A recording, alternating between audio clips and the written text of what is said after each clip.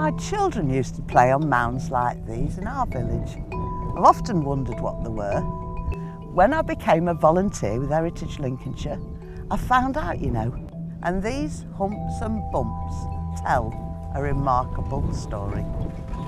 We know from documents like William the Conqueror's Doomsday Survey that Revesby and the surrounding villages were well established by Saxon times. It was these rural settlements that were to form the backdrop to the tumultuous events of the 12th century. What was the anarchy of the 12th century? Essentially, it was a civil war between two rival claimants for the throne of England. King Stephen had been crowned king with the help of his half-brother, the Bishop of Winchester, and they held the southeast. Queen Matilda, his cousin, was named by Henry I as the rightful heir to the throne, and she held the west. But how did it affect people here then? Two lords, Earl Ranulph of Chester, William de Rumare of Lincoln, who were the half-brothers, and they formed an alliance to create a de facto Kingdom of the North in England. And they succeeded in holding off the advances of King Stephen from the southeast. Having defied worldly authority, Ranulph and William appear to have turned to a higher force, and both started granting lands to the monastic orders that were advancing across the kingdom. At Revesby, the manor would have been dominated by an enclosed hall held by William de Rumare himself.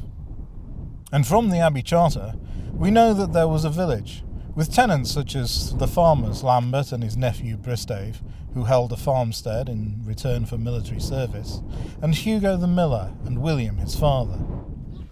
When the land was given to the Cistercians, these people were compensated with equal properties in Minningsby, close by. These houses seem so simple and poor by today's standards. One story, a fire in the middle, open up to the rafters, and the animals are living with the family. And this is the garden.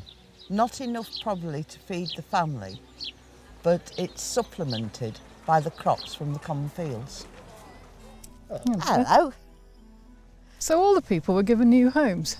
Not all. Some 35 tenants accepted their freedom instead of land. Freedom was a valuable thing then. Valuable, but all too uncertain. Freedom to prosper could also mean the freedom to starve. And instead of having the protection of their local landlord, they had to rely on the king's justice. And in 1143, that would have seemed very distant. Were things really that bad? I'm afraid so.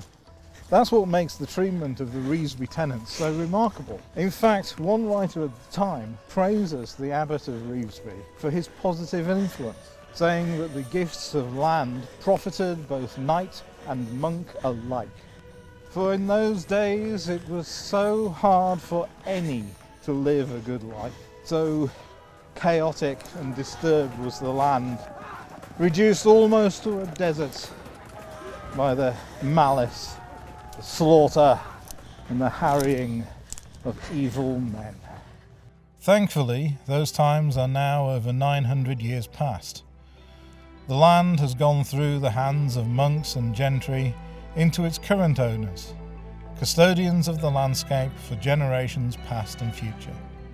Looking to the future, Heritage Lincolnshire is working with a wide range of people to preserve and promote the historic landscape and traditions of the county. If you want to take part, contact us and see what opportunities are available.